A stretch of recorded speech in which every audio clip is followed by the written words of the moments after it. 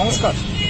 আজকে আমরা গোটা রাজ্য জুড়ে এই যে গ্রেটার ত্রিপুরাল্যান্ড বিল গত 3 দিন আগে পাস হলো এডিসিতে, সেইখানে ত্রিপুরা মতা দলের লোকেরা ছাড়াও উপস্থিত ছিল শাসক বিজেপি দলের প্রতিনিধিরা, নির্বাচিত প্রতিনিধিরা।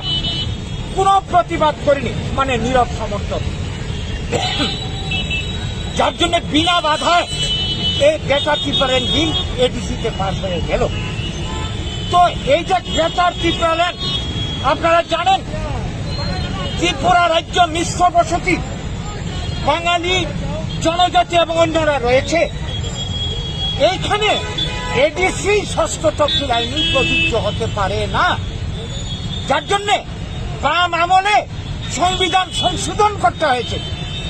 তো এখন এই যে গ্রেটার ত্রিপুরাল্যান্ড কি উদ্দেশ্যে করা হচ্ছে?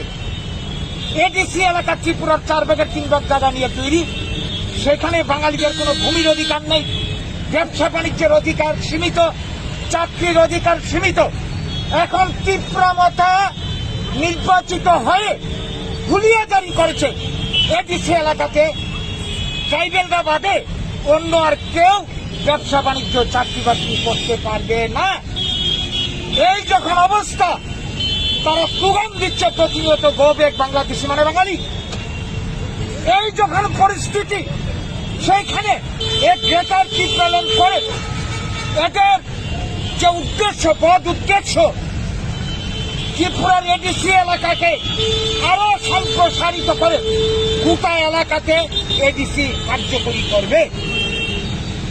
তাহলে আমরা যারা বৃহৎ অংশের জনগণ বাঙালিরা রয়েছে, অন্যরা রয়েছে, আমাদের অবস্থাটা কি দাঁড়াবে? এডিসি এলাকাতে বাঙালির ভূমির অধিকার নেই, সমস্ত অধিকার শেষ। গোটা রাজ্যে যখন গ্রেটার ত্রিপুরাল্যান্ড হবে, আমরা বাঁচব কি করে? কাজেই এটা অন্যায়, অযৌক্তিক দাবি। আমাদের বাঙালিকে ধ্বংস করার একটা গভীর ষড়যন্ত্রের চক্রান্ত। এই চক্রান্তে মদত জুগিয়ে চলেছে বর্তমান শাসক দল। এর আগে ত্রিপুরাতে যখন বামেরা ক্ষমতায় ছিল, এরা এই জনজাতি ভোট, ট্রাইবেল ভোট করাবার জন্য ক্ষমতা রাজনীতি করতে গিয়ে এডিসি তৈরি করেছিল, উগ্রপন্থীর আমদানি করেছিল।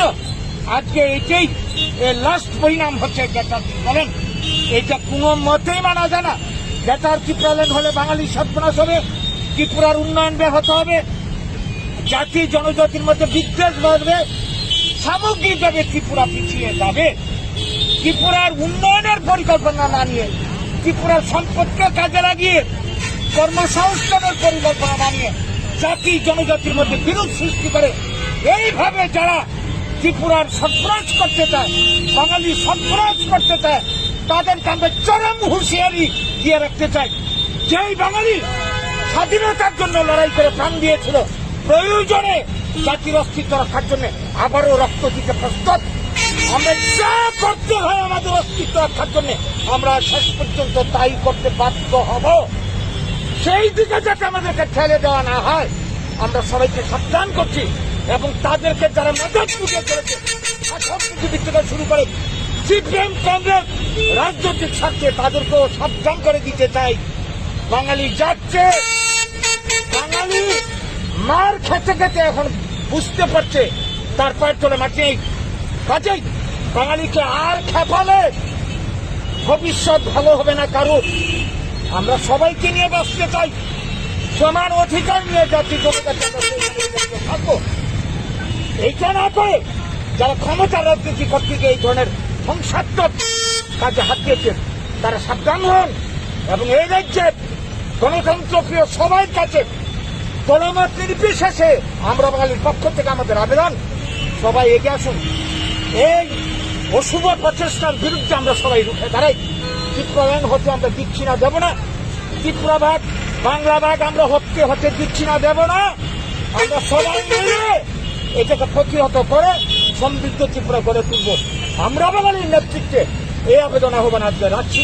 আপনার